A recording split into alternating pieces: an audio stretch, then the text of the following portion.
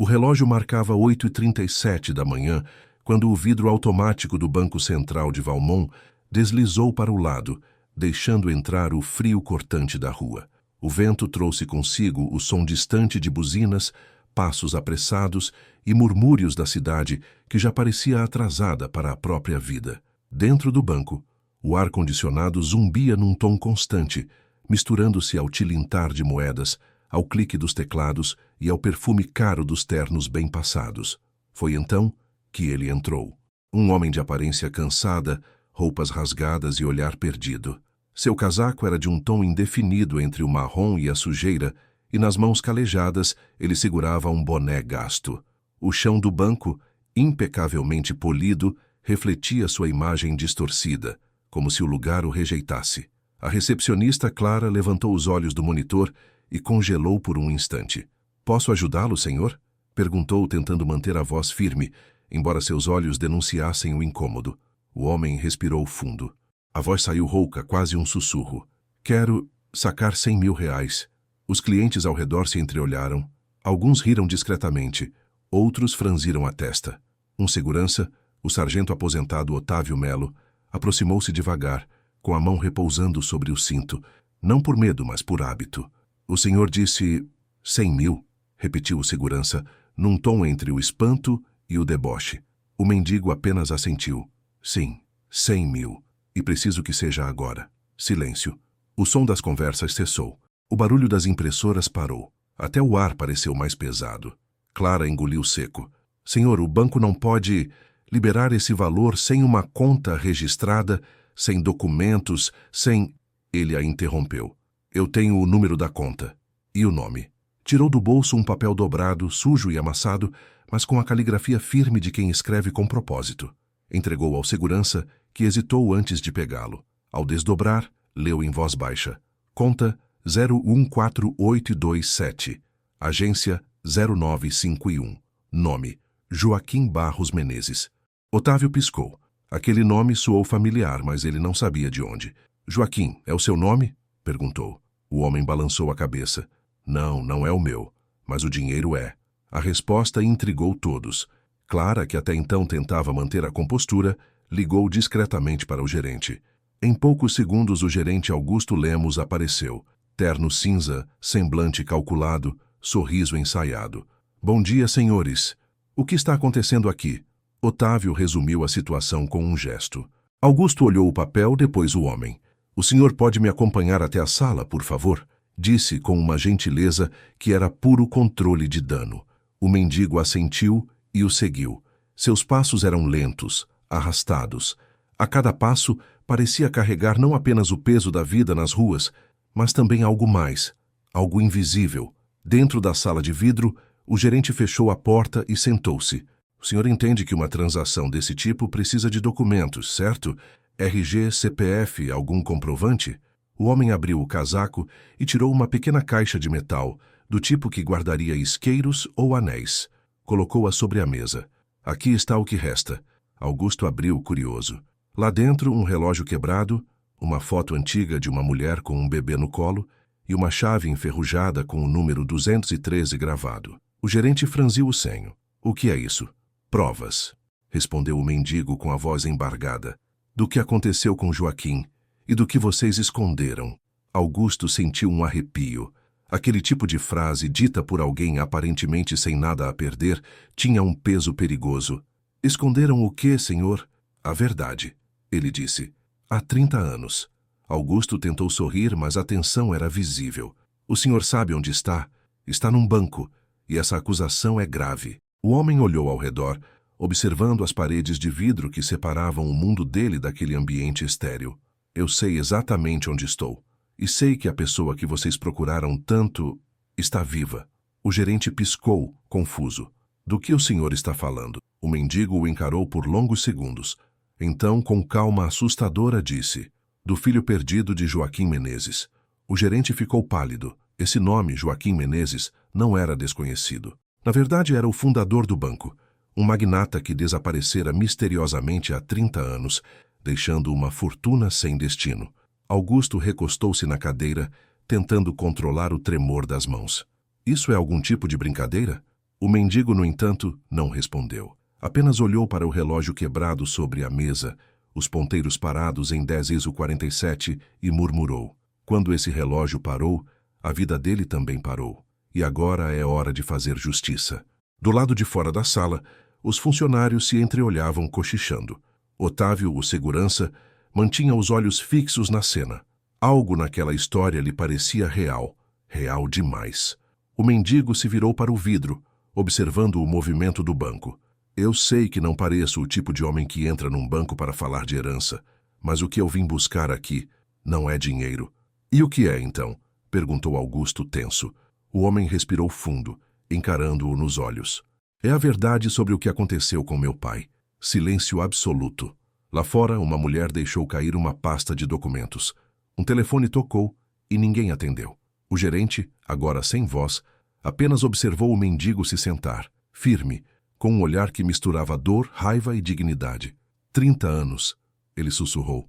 30 anos me chamando de mendigo, quando na verdade eu era o herdeiro esquecido. Augusto abriu a boca para responder, mas antes que pudesse dizer qualquer coisa, o alarme do banco disparou. Alguém havia acionado o botão de segurança. E naquele instante, enquanto o som ensurdecedor ecoava pelas paredes de vidro, o olhar do mendigo não tremia.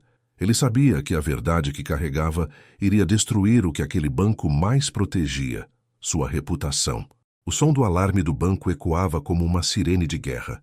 As luzes vermelhas piscavam intermitentemente, pintando as paredes de vermelho e branco, um ciclo que parecia um batimento cardíaco descompassado. O segurança Otávio correu até o painel, desligou o sistema e avisou pelo rádio. Falso alarme, repito, falso alarme. Mas ninguém parecia convencido.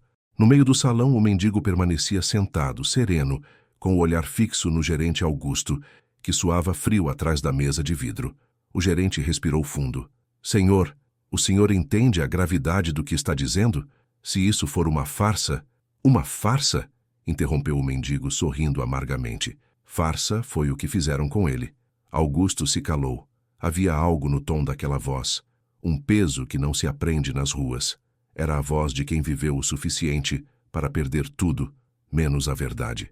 Do lado de fora, os clientes murmuravam curiosos. Alguns já filmavam discretamente com o celular. Otávio lançou um olhar firme e fechou as portas de segurança. A partir dali, o mundo exterior ficaria de fora e o que estava prestes a ser revelado mudaria tudo. O mendigo, cujo nome ainda não sabiam, tirou do bolso uma pequena fita de fita cassete envolta em plástico. Esta fita foi gravada no dia em que Joaquim Menezes desapareceu. O gerente arregalou os olhos. Isso é impossível. O acidente foi há 30 anos. Exatamente, ele respondeu. E é por isso que ninguém nunca encontrou o corpo. Augusto o observava com uma mistura de medo e descrença. O mendigo apoiou os cotovelos na mesa e, com um olhar firme, começou a contar. Meu nome é Elias. E antes de dormir nas ruas eu era o motorista de confiança de Joaquim Menezes. A frase caiu sobre a sala como uma pedra. Otávio trocou um olhar rápido com o gerente. Elias prosseguiu, sua voz grave ecoando com a nitidez de uma lembrança que jamais perdeu força.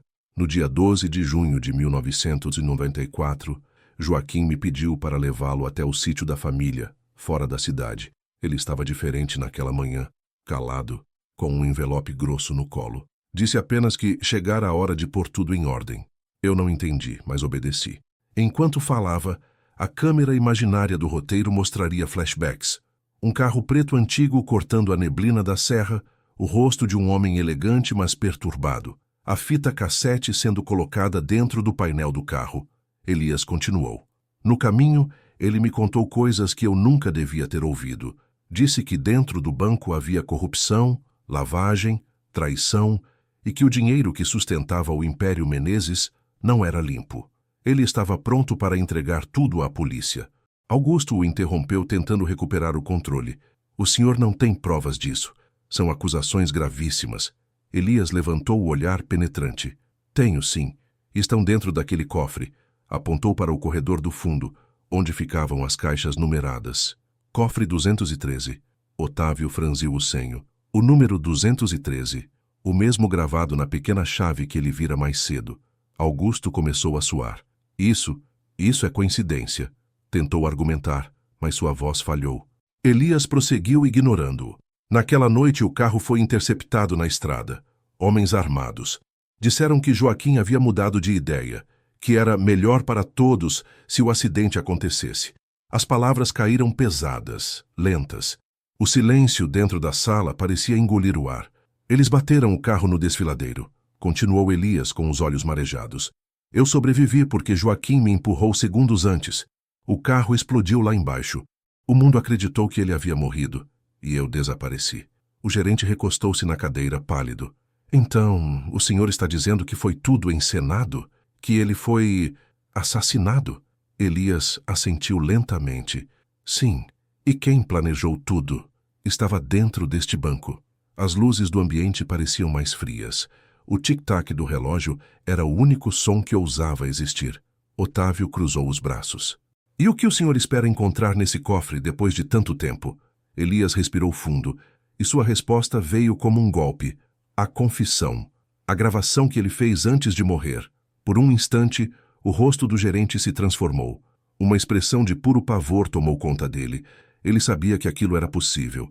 Sabia que algo assim podia realmente existir. Elias se levantou, lentamente. Tudo o que quero é abrir aquele cofre. Nada mais. Otávio o observou por alguns segundos.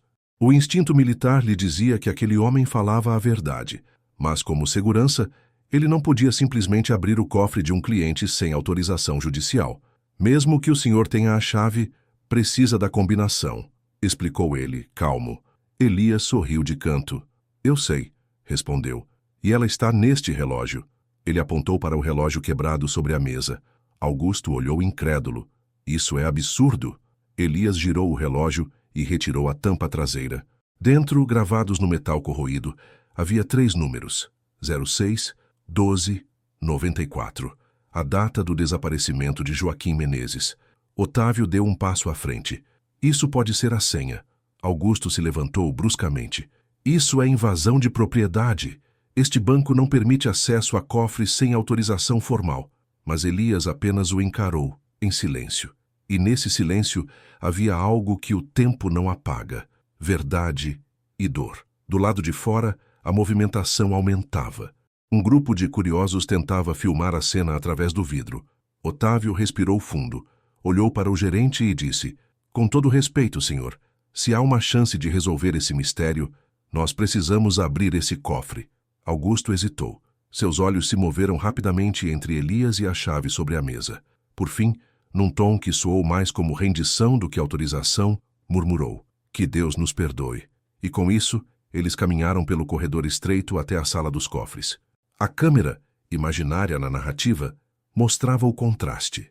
O mendigo com seu casaco rasgado e passos lentos, andando entre paredes de mármore e aço, o símbolo vivo de um homem invisível caminhando pelo coração do poder. Otávio encaixou a chave no cofre 213.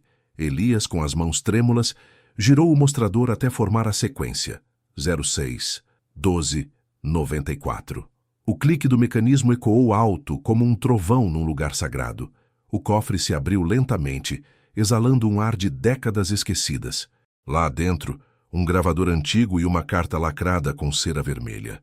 E por um instante ninguém respirou. Elias estendeu as mãos e segurou o gravador com cuidado, como quem segura um pedaço de si mesmo. Eu avisei que ele não havia partido em silêncio, disse com a voz embargada. Ele deixou a verdade aqui dentro. O som do clique do cofre ainda ecoava quando Elias retirou o pequeno gravador de dentro da caixa metálica. Era um aparelho antigo, com o corpo de metal gasto e botões descoloridos, um vestígio de outra era. Por um instante, ninguém ousou tocar no botão play.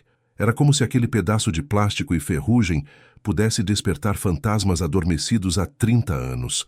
O segurança Otávio quebrou o silêncio. Tem certeza de que quer ouvir isso aqui? Elias o encarou com um olhar firme que misturava cansaço e fé. Esperei minha vida inteira por esse momento. Se o que está nessa fita é o que eu penso, talvez tudo o que vivi faça sentido. O gerente Augusto, pálido, deu um passo para trás. Isso é uma loucura. Vocês não sabem o que estão fazendo. Elias ignorou. Com mãos trêmulas, soprou o pó do aparelho e apertou o botão. Um estalo seco soou, seguido de um ruído de estática. A voz que emergiu depois era grave, cansada, mas inconfundivelmente humana. Se você está ouvindo isso, é porque eles conseguiram. Meu nome é Joaquim Menezes, e esta é a minha última gravação. O tempo pareceu parar. Augusto cambaleou procurando apoio na parede. Otávio arregalou os olhos. Aquele era o homem cuja foto estava estampada há décadas nas paredes do banco. O fundador, o patriarca, o homem que todos acreditavam ter morrido num acidente. A voz continuou, trêmula, como se lutasse contra o peso do próprio medo. Descobri coisas que não devia. O banco que construí virou um antro de corrupção manipulado por homens sem alma. O dinheiro que entra não é apenas de contas, é de favores, de chantagens, de sangue. E o pior, eles estão dentro da diretoria. São os mesmos que dizem proteger meu nome. Otávio trocou um olhar rápido com Elias. O gerente, porém, suava frio. Suas mãos tremiam visivelmente e a respiração parecia falhar. Se algo me acontecer, continuava a voz, peço que procurem um homem chamado Elias Nogueira. Ele sabe da estrada. Ele sabe o que viu, e ele guardará a chave. O código está no tempo que nos uniu. A gravação parou por um instante, substituída por chiados. Elias engoliu seco. Ele confiou em mim, murmurou quase sem voz. Otávio, ainda atônito, sussurrou. Isso muda tudo. Mas a fita ainda não tinha terminado. Após alguns segundos, a voz de Joaquim retornou, mais fraca, como se fosse gravada durante uma fuga. Eles não vão parar. Se você está ouvindo isso, Elias, significa que eles venceram por um tempo. Mas escute, há uma conta escondida, um fundo não registrado. Dentro dela está o dinheiro que tiraram de famílias inteiras. Encontre, devolva. E nunca confie em quem usa gravata demais. O som foi interrompido por um barulho de portas batendo, gritos e depois silêncio absoluto. Elias tirou o dedo do botão, o peito arfando. O gravador agora pesava em suas mãos como chumbo. Otávio respirava fundo, tentando entender a magnitude daquilo. Isso é uma confissão de corrupção, de assassinato, de desvio. Se for real, Augusto o interrompeu com um tom desesperado. Ninguém vai ouvir essa fita, gritou. Vocês não entendem. Isso destrói o banco, destrói famílias, destrói tudo. Elias levantou a cabeça lentamente. Famílias já foram destruídas há muito tempo, doutor. Disse, firme. A diferença é que agora o mundo vai saber quem fez isso. Otávio se aproximou. Ele tem razão, gerente. Temos que levar isso às autoridades. Mas algo no rosto de Augusto denunciava outro tipo de medo. Não o medo da justiça, mas o medo de quem estava acima dela. Ele respirou fundo e olhou para Elias com olhos marejados. Você não entende, homem. O que está em jogo aqui é maior do que todos nós. O banco é só a fachada. O silêncio que se seguiu foi denso. Elias deu um passo à frente. Então você sabia? Perguntou baixo, quase num sussurro. Augusto abaixou o olhar. Eu não tive escolha. Elias deu uma risada amarga. Sempre há escolha. Joaquim acreditava nisso. A tensão aumentava. O som do relógio de parede marcava o tempo como uma contagem regressiva. Otávio, tentando manter a calma, disse: Vamos sair daqui e entregar isso à polícia. O quanto antes. Mas antes que pudessem agir, o som de um telefone interno tocou. Um som estridente que quebrou o ar como um tiro. Augusto correu até o aparelho. Alô? Sim, estou com eles. Não conseguiram ainda. O gerente empalideceu. Seus olhos se fixaram em Elias e Otávio com terror genuíno. Eles já sabem, disse com a voz falhando. Alguém lá fora já soube que o cofre foi aberto. Elias fechou a mão sobre o gravador. Então já é tarde demais para esconder. Otávio se virou em direção à porta, mas antes que pudesse agir, as luzes piscaram. Um som metálico veio do corredor. As trancas eletrônicas estavam sendo ativadas. Eles estavam sendo fechados por dentro. O banco agora era uma prisão de vidro e aço. E pela primeira vez, Otávio percebeu. O inimigo não estava lá fora. Estava dentro. Ele puxou o rádio. Central, temos uma situação aqui dentro. Mas a resposta veio apenas em estática. Augusto se sentou, as mãos na cabeça. Eles vão apagar tudo. As câmeras, o sistema, até os registros de que essa conta existiu. Elias olhou para o gravador, o único elo entre a verdade e o esquecimento. Então só há uma saída, disse firme. Fazer essa história sair daqui. A câmera imaginária do roteiro Mostrava Elias entregando o gravador para Otávio, e os dois trocando um olhar silencioso de cumplicidade, um pacto improvável entre o esquecido e o guardião. Augusto, chorando, murmurava: "Vocês não sabem o que estão fazendo. Ninguém sai impune de mexer com eles." Mas Elias não respondeu. Seu olhar era o de quem já não tem mais nada a perder. Do lado de fora, viaturas se aproximavam. A notícia já havia se espalhado. Um mendigo invadiu um banco e exigiu abrir um cofre misterioso. Mas ninguém sabia o que realmente estava acontecendo lá dentro. Otávio apertou o botão de segurança, abrindo uma rota de serviço pelos fundos. "Por aqui", disse ele. "Eu distraio os homens da central. Você leva isso para fora." Elias o olhou com gratidão silenciosa. "Você é um homem justo, Otávio. Joaquim teria confiado em você."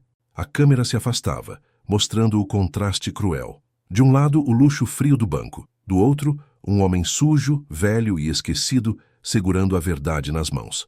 E enquanto o som das sirenes se aproximava, uma única frase ecoava na mente de Elias: "Nunca confie em quem usa gravata demais." Ele sabia que dali em diante não haveria volta. A madrugada havia engolido a cidade. A chuva caía fina, iluminada pelos reflexos azulados das sirenes que piscavam à distância. Elias caminhava pelas ruas desertas, com o gravador pressionado contra o peito. O casaco velho e encharcado pesava nos ombros, mas ele continuava, como se cada passo fosse uma promessa.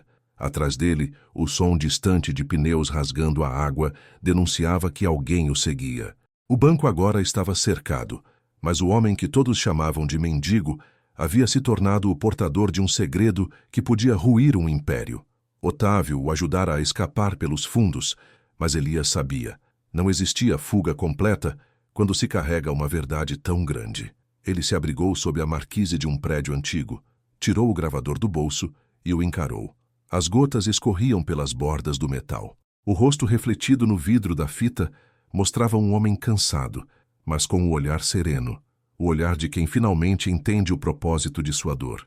"O código está no tempo que nos uniu." As palavras de Joaquim voltaram como um sussurro.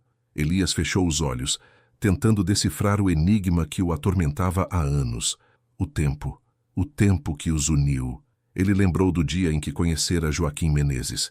Décadas antes, ainda jovem, Elias fora um simples motorista do banco. Era ele quem levava o então presidente às reuniões.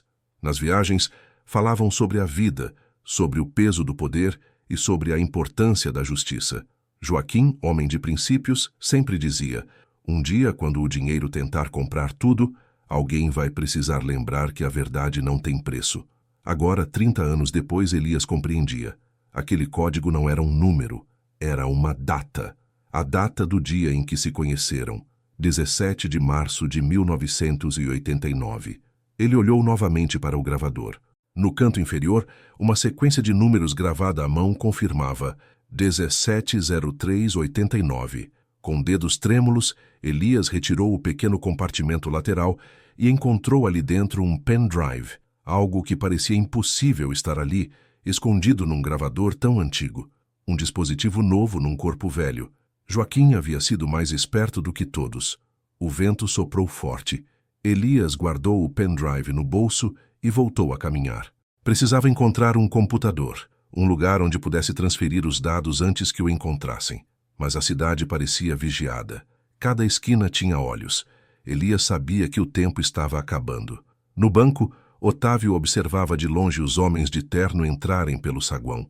O gerente Augusto estava entre eles, algemado, com o olhar perdido. A fita havia sido confiscada, ou, pelo menos, era o que eles acreditavam. Mas a verdadeira prova estava com Elias. Otávio tentava manter a calma. Sabia que sua escolha o tornava cúmplice, mas também livre. Livre do medo que o banco alimentara em todos durante anos. Enquanto isso, Elias finalmente encontrava abrigo num pequeno cybercafé 24 horas, um daqueles lugares esquecidos pelo tempo. O atendente, sonolento, nem notou quando ele entrou. O velho se sentou, ligou o computador e inseriu o pendrive. Por um instante, o monitor piscou. Um arquivo único apareceu na tela. Luzes da Consciência MP4. Ele clicou. O vídeo mostrava Joaquim Menezes, sentado em seu escritório, gravando seu último depoimento. Se essa mensagem chegou até você, Elias, significa que confiei na pessoa certa.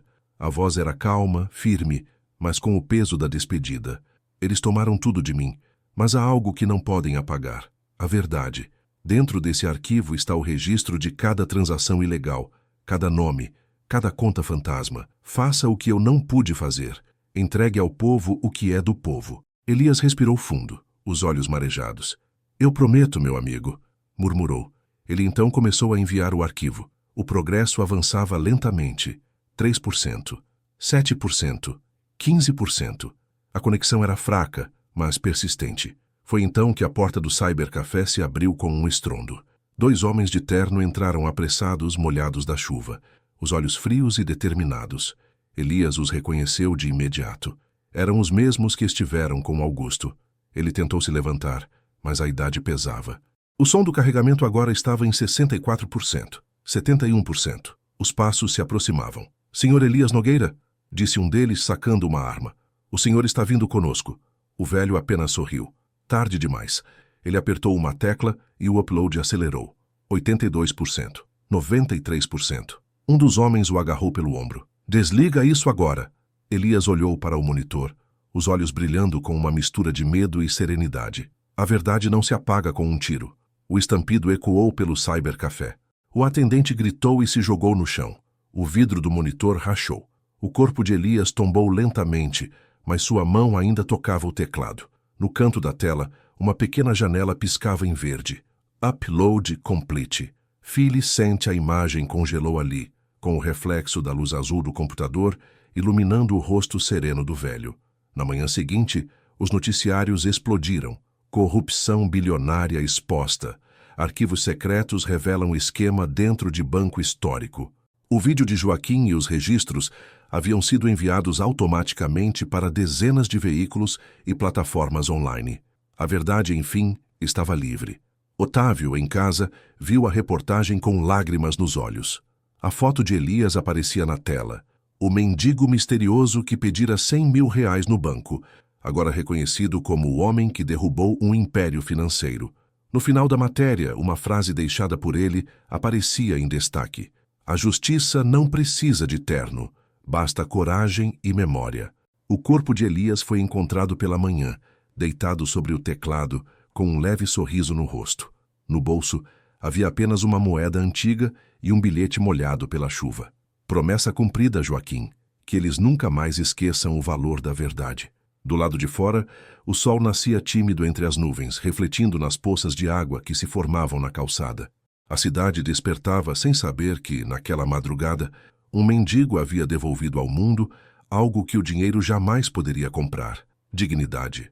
A câmera imaginária subia lentamente, mostrando o corpo sendo levado, enquanto ao fundo, uma nova multidão se aglomerava diante das telas dos celulares, comentando, chorando, compartilhando. E entre o barulho dos carros e das vozes, a narração final se sobrepunha, suave e poética. Às vezes, os heróis não vestem capas, nem têm nomes gravados em placas douradas. Às vezes, eles usam roupas rasgadas, dormem nas calçadas e carregam dentro do peito a chama silenciosa da verdade. Elias foi um deles, e sua história nunca mais será esquecida. A tela escurece lentamente. O som de chuva retorna, suave. E o vídeo termina com a imagem de um banco fechado e abandonado, com um letreiro pendendo do teto, balançando ao vento. Confiança é tudo.